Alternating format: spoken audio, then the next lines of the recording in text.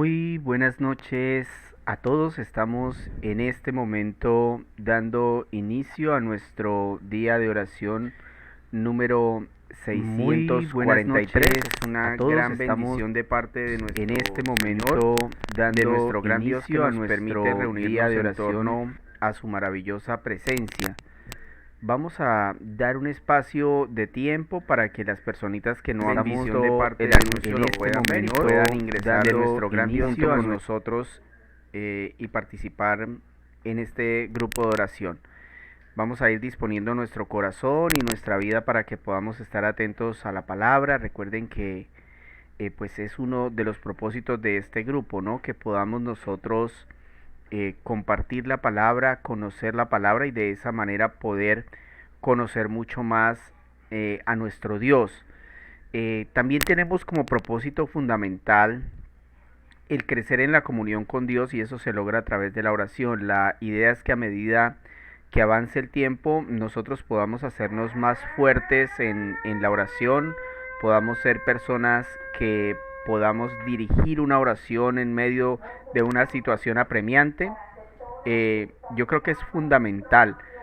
Hoy en día sucede mucho que en diferentes circunstancias que se nos están presentando, los cristianos no saben orar.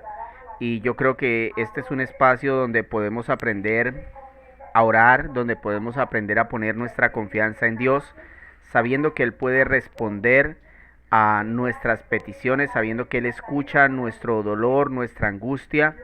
Y yo creo que es algo fundamental en la vida del cristiano, aprender a orar, aprender a comunicarse con Dios. Quiero recordarles los horarios de nuestra oración, de nuestro grupo, que son los días viernes, los días sábados y los días lunes a las 8 de la noche para que usted pueda estar atento, para que usted pueda programarse y de esa manera poder ingresar a este maravilloso grupo. También quiero recordarles en este caso que dentro de la lectura de la Biblia que estamos haciendo, hoy nos corresponde Segunda de Crónicas capítulo 18. Segunda de Crónicas capítulo 18. Recordemos, estamos leyendo la Biblia capítulo por capítulo, libro por libro, y hoy nos encontramos en esta parte. Recordemos también el tema que vamos a trabajar hoy que se llama profetas. Profetas, es un tema importante, es un tema que nos va a ayudar a nosotros bastante. Vamos a dar unos minutos más para que las personas que no han ingresado puedan ver el link y puedan ingresar. Demos también un tiempo que acá en mi barrio están dando algunos anuncios. La señora suele repetirlos por si acaso alguien no los escucha. Pero de igual manera, muy importante y no olvidarnos de que nosotros también debemos compartir estos grupos. Digamos que ese es uno de los propósitos fundamentales de sostener este grupo de oración hasta esta fecha, y es que estos temas, estas oraciones se puedan enviar a aquellas personas que no conocen a Jesús. No duden hacerlo, no duden en enviarle estas oraciones a estas personas para que a través de la palabra puedan acercarse más a Cristo, para que a través de la palabra puedan conocer a Cristo. Nunca sabemos lo que el Señor quiere hacer y cuándo lo quiere hacer. Por eso no debemos dejar de hacerlo, no debemos cansarnos de hacerlo, de compartir, sino que más bien siempre debemos orar y pedirle al Señor que nos guíe hacia qué personas debemos dirigir estas oraciones. Pero les garantizo que es la voluntad de Dios que se haga, que es la voluntad de Dios que aquellos que de pronto nos rechazan una invitación a la iglesia, que nunca nos han permitido hablarle de Dios, el Señor permite muchas situaciones y de pronto en una situación adversa, en un momento de angustia, esa persona se acuerda de esa oración que usted le envió y de pronto ingresa y la ve y empieza a aferrarse al Señor. Entonces yo creo que fundamental estar siempre pendientes de a quién podemos enviarle estos grupos de oración. Sin más preámbulo, mis hermanos, vamos a orar con las muy buenas noches para todos nuevamente. Dios los bendiga, gracias por conectarse. Vamos a iniciar con una oración corta pero ferviente, pidiéndole a Dios que nos dé entendimiento y sabiduría para estar alertas a lo que Él nos quiere transmitir hoy. Amado Señor, bendito Salvador nuestro, nos reunimos en esta noche, Señor, para poder escuchar tu palabra, Señor, para poder hablar un momento contigo, Señor. Hemos pasado una semana más de vida, Señor, a la fecha podríamos decir, Señor, que no sabemos ni siquiera cómo continuamos con vida, Señor. Han sido tantas las pruebas y las circunstancias de las cuales, Señor, tú nos has guardado, que estamos totalmente agradecidos. Aún, Señor, si nos hubieses quitado la vida, tú serías justo, Señor, y estaríamos disfrutando de la herencia que nos diste a través de tu Hijo en el cielo. Te pedimos perdón, Señor, por nuestros pecados. Te pedimos que nos ayudes a avanzar en nuestra fe, Señor. Te pedimos que nos ayudes a entender esta palabra y a llevarla a la práctica, Señor. No podemos seguir siendo las mismas personas. Debemos tomar decisiones que nos ayuden a avanzar en nuestra fe. Señor, toma control de mi vida, toma control de la vida de las personas que nos escuchan. Permite que cada uno de nosotros esté atento a tu palabra y esté dispuesto a humillarse delante de ti, a entender que cada uno de estos textos fueron inspirados por el Espíritu de Dios, aquel que un día dijo que se separe el agua de la tierra y así fue, aquel que separó la luz de la oscuridad, aquel Espíritu de Dios que hizo todas las cosas posibles a través de el Verbo que es Cristo. Señor, ayúdanos, oh mi Dios, para que nosotros podamos hoy, Señor, llevarnos de este tema algo precioso para nuestras vidas. Señor, si es tu voluntad, proveer milagros, conversiones, que se haga conforme a tu voluntad, Señor, que nosotros estemos dispuestos y abiertos a que tú nos hables, Señor, que nosotros estemos totalmente entendidos de que esta palabra es para cada uno de nosotros, Señor, y de que debemos de estar atentos para que de esa forma la palabra traiga un cambio a nuestra vida. Esto, Señor, te lo pedimos en el bendito, en el poderoso nombre de Cristo Jesús. Iniciamos con la lectura de Segunda de Crónicas 18, que dice así: Josafat se hizo muy rico y famoso, y como había emparentado con Acab, después de algún tiempo fue a visitarlo a Samaria. Allí Acab mató muchas ovejas y vacas para Josafat y sus acompañantes y los animó a marchar contra Ramot de Galaad. Acab, rey de Israel, le preguntó a Josafat, rey de Judá, ¿irás conmigo a pelear contra Ramón de Galaad?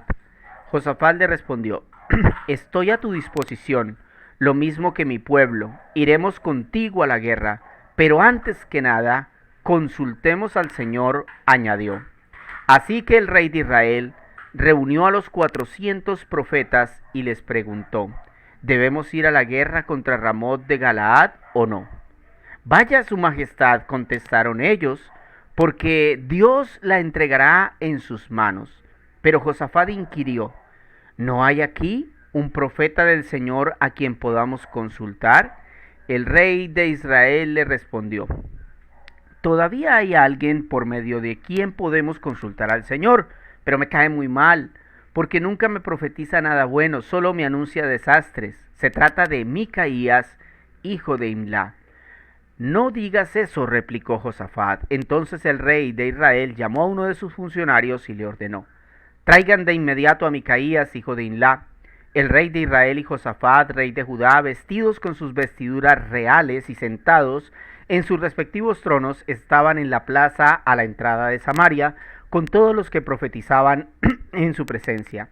Sedequías, hijo de Kenaná, que se había hecho unos cuernos de hierro, anunció, así dice el Señor, con estos cuernos atacarás a los sirios hasta aniquilarlos. Y los demás profetas vaticinaban lo mismo.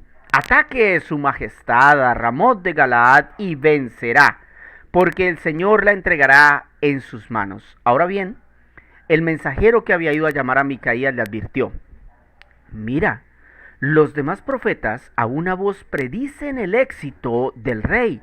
Habla favorablemente, para que tu mensaje concuerde con el de ellos. Pero Micaías repuso, tan cierto como que el Señor vive, te juro que yo le anunciaré al rey lo que Dios me diga. Cuando compareció ante el rey, éste preguntó, Micaías, ¿debemos ir a la guerra contra Ramot de Galaad o no? Ataquen y vencerán, contestó él, porque les será entregada. El rey le reclamó, ¿cuántas veces debo hacerte jurar que no me digas nada más que la verdad en el nombre del Señor? Versículo 16. Ante esto Micaías concedió, Vi a todo Israel esparcido por las colinas, como ovejas sin pastor. Y el Señor dijo, esta gente no tiene amo, que cada cual se vaya a su casa en paz. El rey de Israel le dijo a Josafat, ¿no te dije que jamás me profetiza nada bueno y que solo anuncia desastres? Micaías prosiguió. Por lo tanto, oigan la palabra del Señor. Vi al Señor sentado en su trono con todo el ejército del cielo alrededor de él a su derecha y a su izquierda. Y el Señor dijo, ¿quién seducirá a Acab, rey de Israel, para que ataque a Ramot de Galaad y vaya a morir allí? Uno sugería una cosa y otro sugería otra. Por último, un espíritu se adelantó, se puso delante del Señor y dijo, yo lo seduciré. ¿Por qué medios?, preguntó el Señor. Y aquel espíritu respondió, saldré y seré un espíritu mentiroso en la boca de los profetas. Entonces el Señor ordenó, ve y hazlo así, que tendrás éxito en seducirlo. Así que ahora el Señor ha puesto un espíritu mentiroso en la boca de estos profetas de su majestad. El Señor ha decretado para usted la calamidad. Al oír esto, Sedequías, hijo de Kenaná, se levantó y le dio una bofetada a Micaías. ¿Por dónde se fue el espíritu del Señor cuando salió de mí para hablarte?, le preguntó. Micaías contestó, lo sabrás el día que andes de escondite en escondite. Entonces el rey de Israel ordenó, tomen a Micaías y llévenselo a Amón, el gobernador de la ciudad, y a Joás mi hijo. Díganles que les ordeno echar en la cárcel a este tipo y no darle más que pan y agua hasta que yo regrese sin contratiempos. Micaías manifestó, si regresa sin contratiempos, el Señor no ha hablado por medio de mí. Tomen nota todos ustedes de lo que estoy diciendo. El rey de Israel y Josafat, rey de Judá, marcharon juntos contra Ramón de Galaad. Allí el rey de Israel le dijo a Josafat, yo entraré a la batalla disfrazado, pero tú te pondrás tus vestiduras reales. Así que el rey de Israel se disfrazó y entró al combate, pero el rey de Siria les había ordenado a sus capitanes de los carros de combate, no luchen contra nadie, grande o pequeño, salvo contra el rey de Israel. Cuando los capitanes de los carros vieron a Josafat, pensaron, este es el rey de Israel, así que se volvieron para atacarlo, pero Josafat gritó, y Dios el Señor lo ayudó, haciendo que se apartaran de él. Entonces los capitanes de los carros vieron que no era el rey de Israel y dejaron de perseguirlo. Sin embargo, alguien disparó su arco al azar e hirió al rey de Israel entre las piezas de su armadura. El rey le ordenó al que conducía su carro, da la vuelta y sácame del campo de batalla, pues me han herido. Todo el día arreció la batalla y al rey de Israel se le mantuvo de pie en su carro frente a los sirios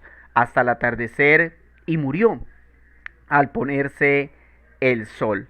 Esta es la palabra del Señor, mis hermanos, un texto muy bueno, Segunda de Crónicas capítulo 18. Entonces lo que estamos viendo en este capítulo es un registro muy especial porque en este momento recordemos que el pueblo de Israel se había dividido, se los he explicado ya en varias ocasiones, entre las 10 tribus que eran Israel y la de Judá y Benjamín, que correspondían a la tribu de Judá como tal, o al reino de Judá como tal. Bueno, en este capítulo ellos vuelven a unirse, es lo que estamos viendo, el rey de Israel y el rey de Judá se vuelven a unir como un solo ejército para pelear contra los enemigos del pueblo. Y es en ese contexto que podemos ver que allí había una diferencia teológica y doctrinal de conocimiento de Dios entre ambos pueblos. Recordemos que el reino de Israel se había alejado muchísimo de Dios, sin embargo no así Josafat en el reino de Judá. Podemos ver, por ejemplo, que Acab, rey de Israel, en este caso, solo le interesaba ir a pelear.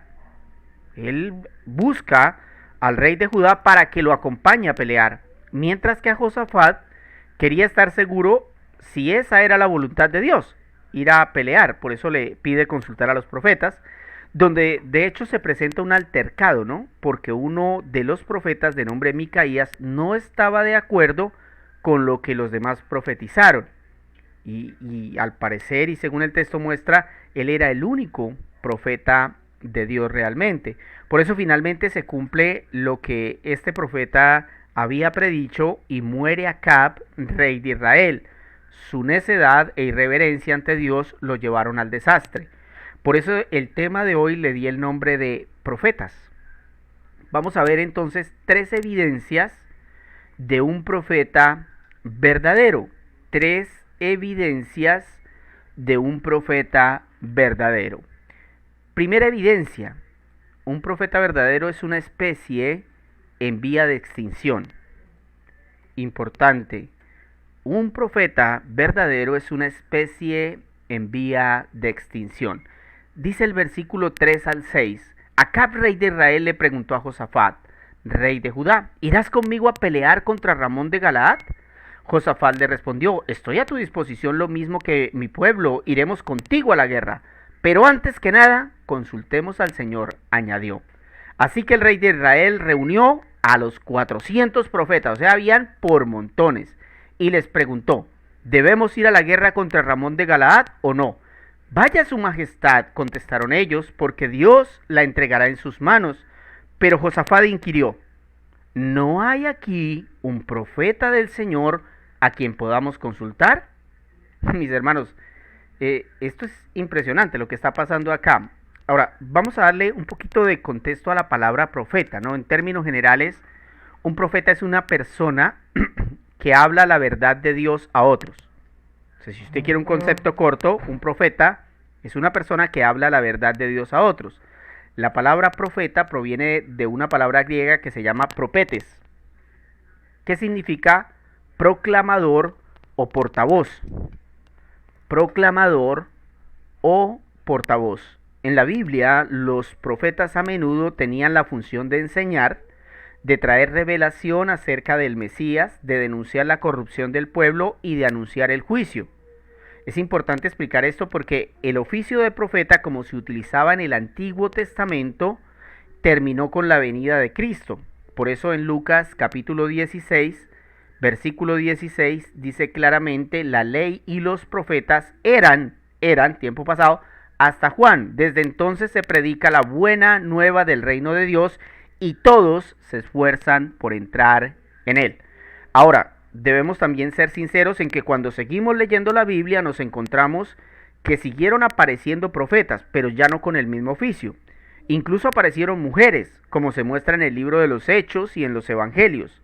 La diferencia es que estos profetas ya no anunciaban la venida del Mesías porque el Mesías ya estaba ahí, ya había venido. Además, ya no se necesitaba más revelación bíblica, porque el Espíritu Santo ya había hablado lo que quería revelar. Ya se encontraba el canon en ese momento en la iglesia y nadie, como la misma palabra dice, puede agregar o quitar a lo que allí está escrito. Por eso esa función del profeta en cuanto a lo que la Biblia quería darnos a conocer de Dios, ya está cerrada esa profesión. Ahora bien, ¿Dios podría enviar en este tiempo un profeta para darnos aviso de algún evento bíblico que esté por cumplirse? Claro que sí. De hecho, mis hermanos, esto es una promesa que se ha venido cumpliendo y vamos a leerla desde el libro de los Hechos, en el capítulo 2, en el versículo 17. Escuchen esto. En los últimos días, dice Dios, derramaré mi espíritu sobre toda la gente. Está hablando obviamente de su pueblo. Sus hijos e hijas profetizarán. Sus jóvenes tendrán visiones y sus ancianos tendrán sueños.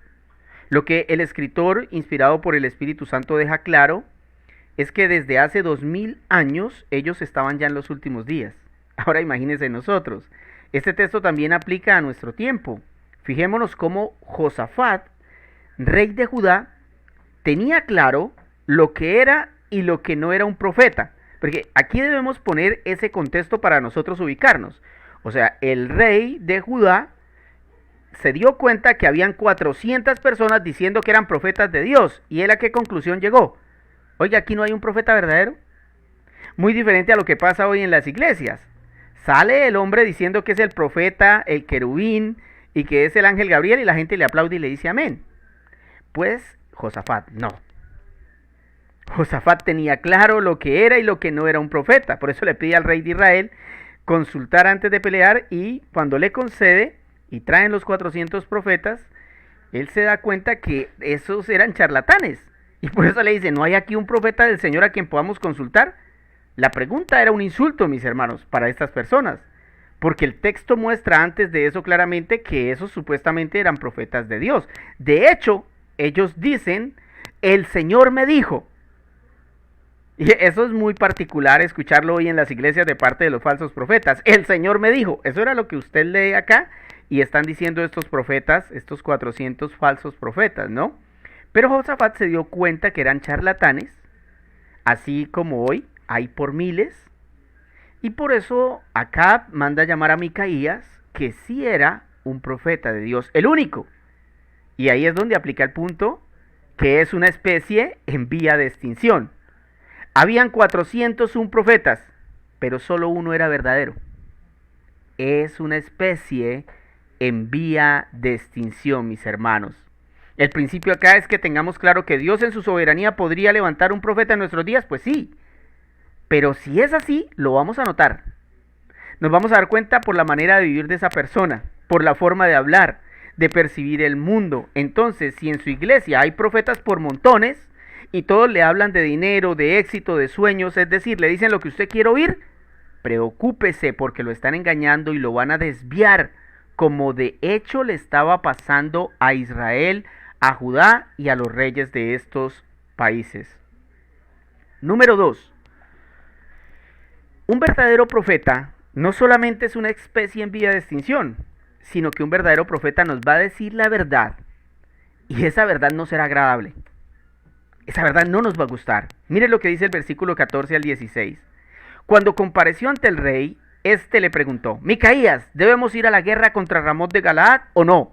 Ataquen y vencerán, contestó él, porque le será entregada. El rey exclamó, ¿cuántas veces debo de hacerte jurar que no me digas nada más que la verdad en el nombre del Señor? Ante esto Micaías concedió, vi a todo Israel esparcido por las colinas como ovejas sin pastor, y el Señor dijo, esta gente no tiene amo, que cada quien vaya a su casa en paz. La profecía sigue en los siguientes versículos, pero lo importante acá es que este punto es muy especial, porque muchos de los predicadores de nuestro tiempo se han vuelto expertos en disfrazar la verdad. Escúcheme esto.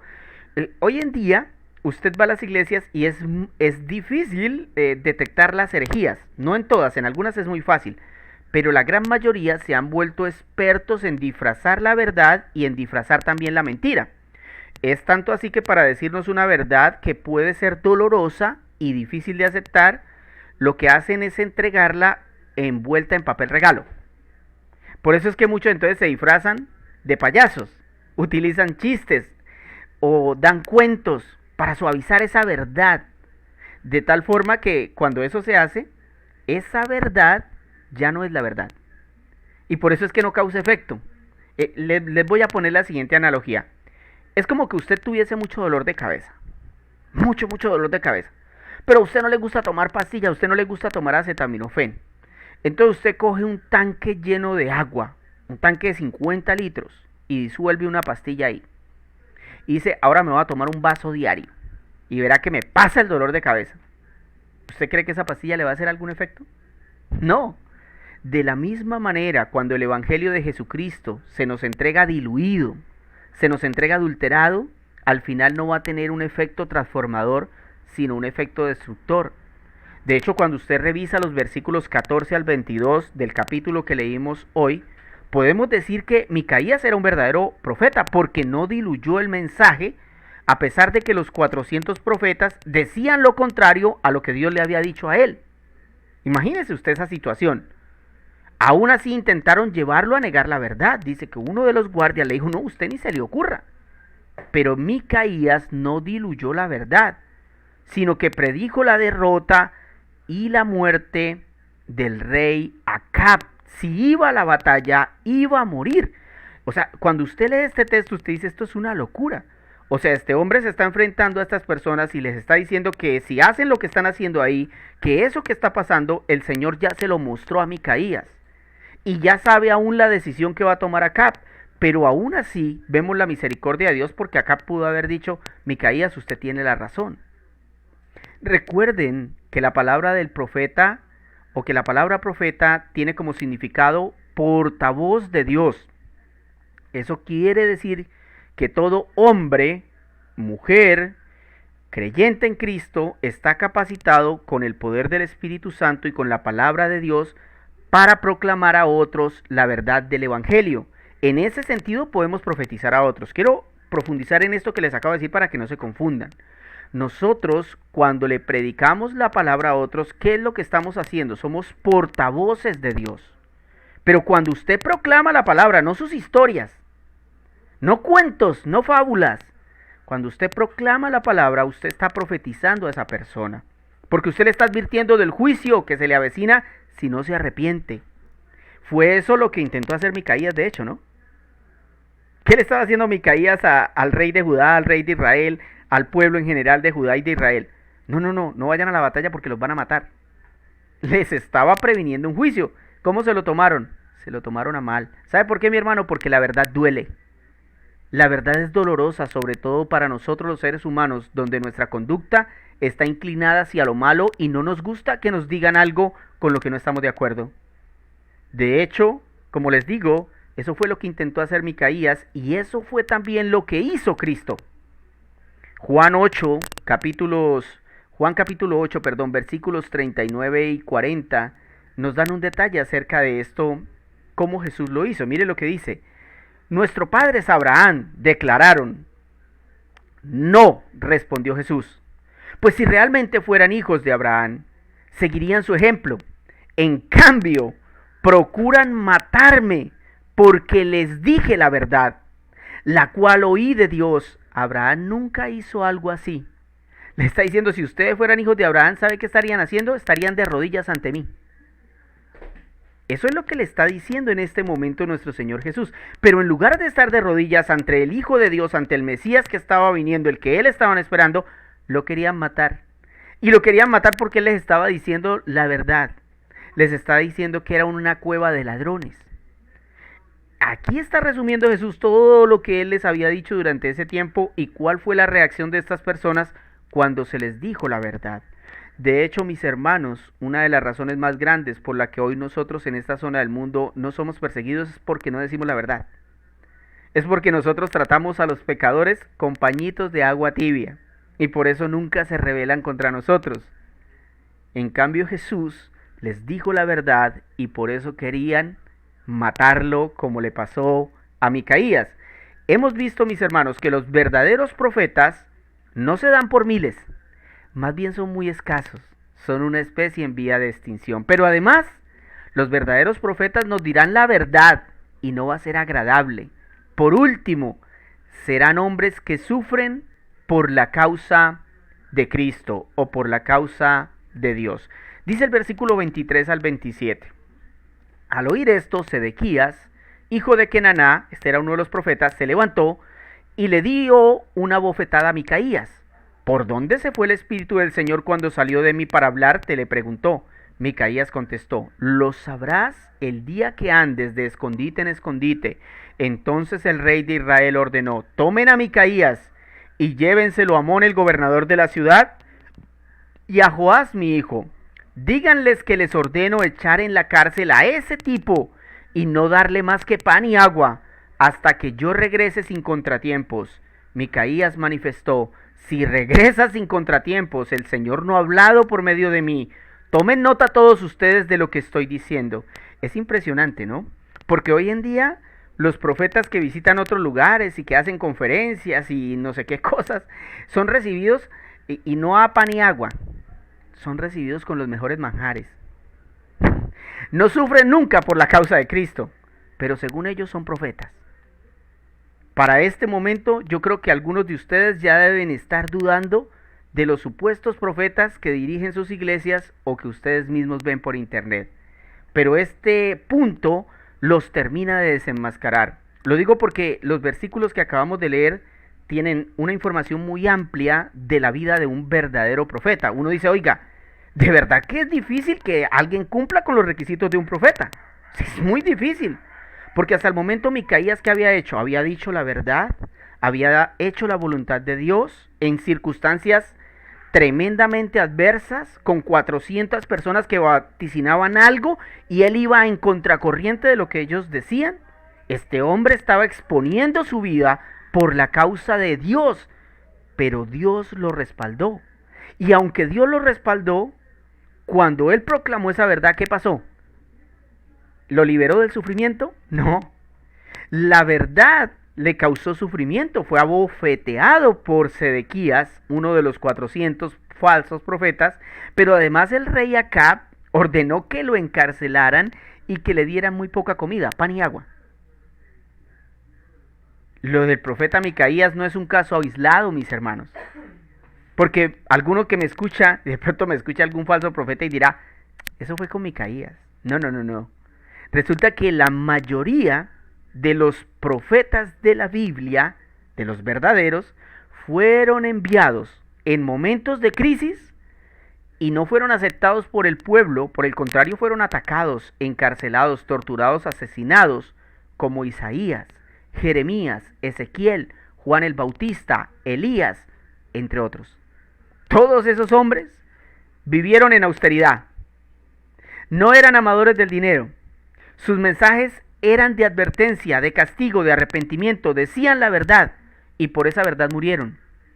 ¿Usted se ha podido dar cuenta si el profeta que sigue ha sufrido por causa de Cristo y si cumple alguno de estos requisitos? ¿Al menos alguno? No nos olvidemos que Acab murió como lo había predicho Micaías. O sea que la profecía que él dio se cumplió. Y el rey Josafat se salvó.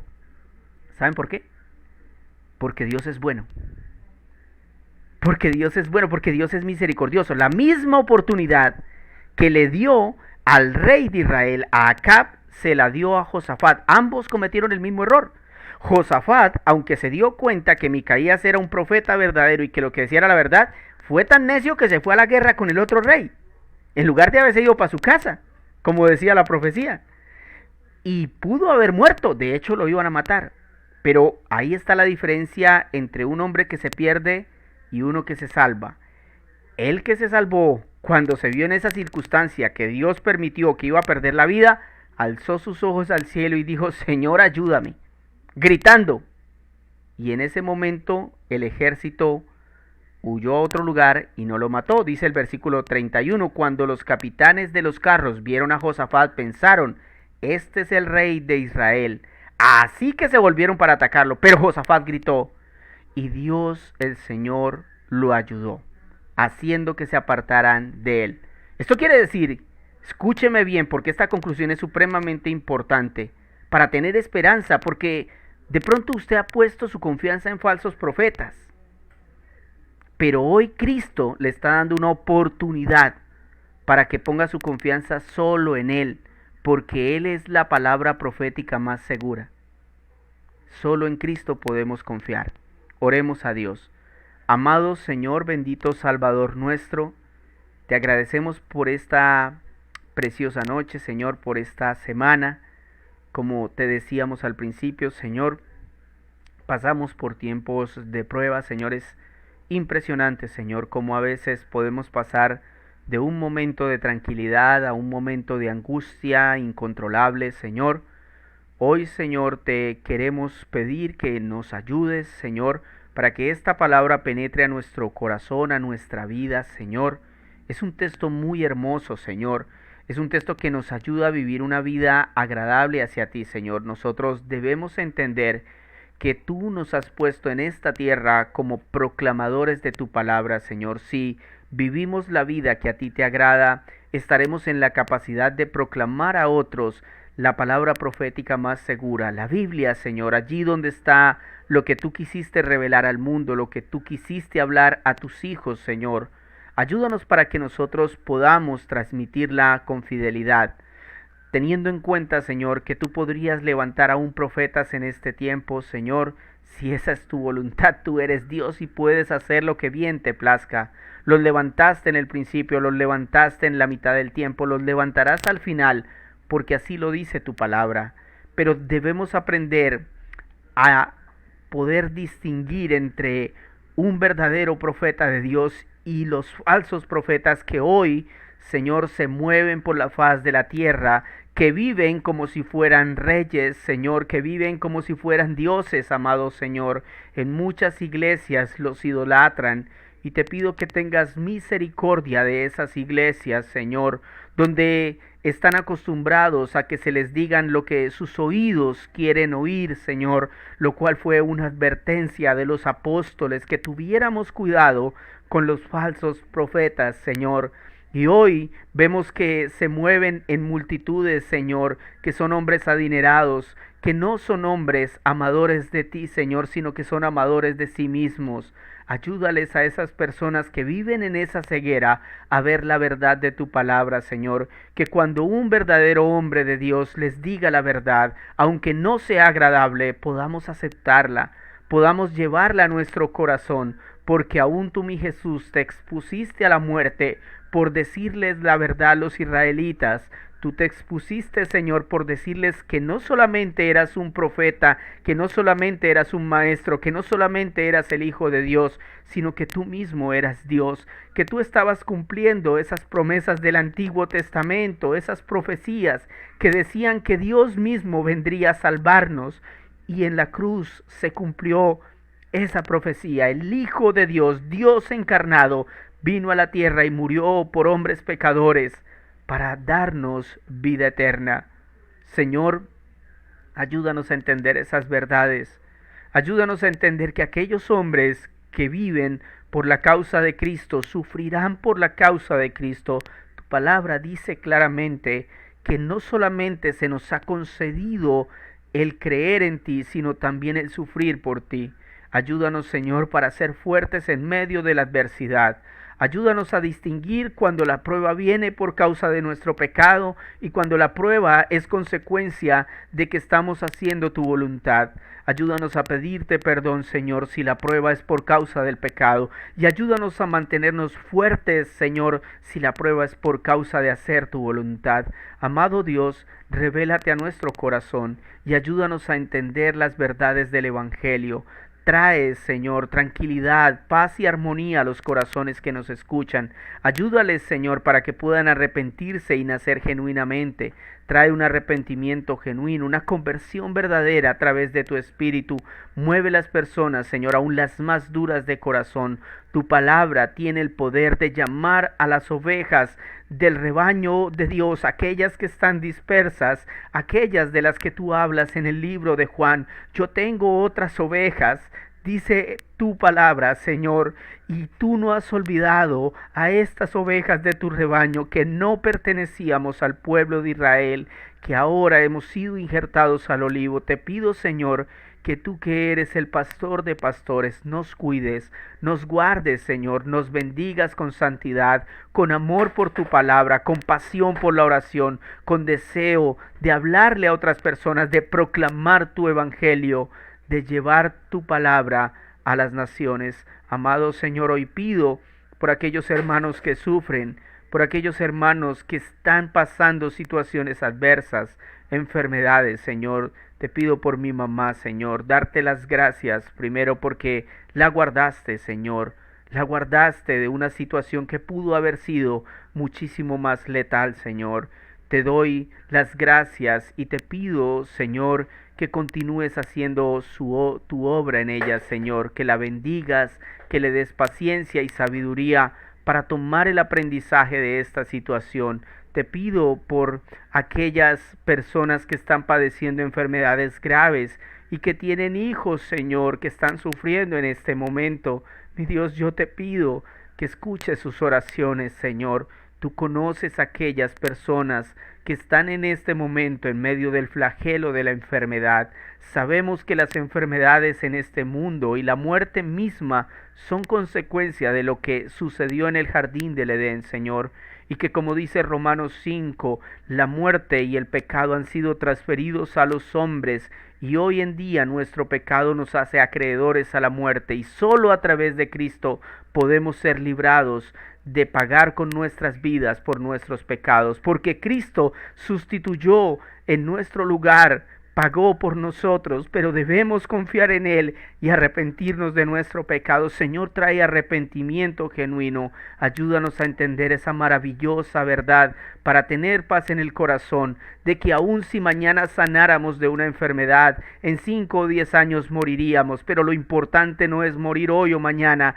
sino lo importante es estar seguros de que el cielo nos espera, Señor, y de que si seguimos en la tierra es para hacer tu voluntad, es para llevar tu evangelio, es para estar fuertes en la fe, Señor, es para crecer en el conocimiento de ti. Señor, ayúdanos a librar las pruebas, ayúdanos a vencer, Señor, en medio de tanta adversidad que se presenta en este mundo, de tanta maldad donde las tinieblas han avanzado. Te pido que nos guardes, te pido, Señor, y te ruego que nos ayudes, que ayudes a aquellos que claman, Señor, día y noche por la conversión de sus familiares. Por favor, escúchalos, dales madurez en sus oraciones para que sean escuchadas en el cielo de los cielos. Amado Señor, esto te lo pedimos en el bendito, en el poderoso nombre de Cristo Jesús.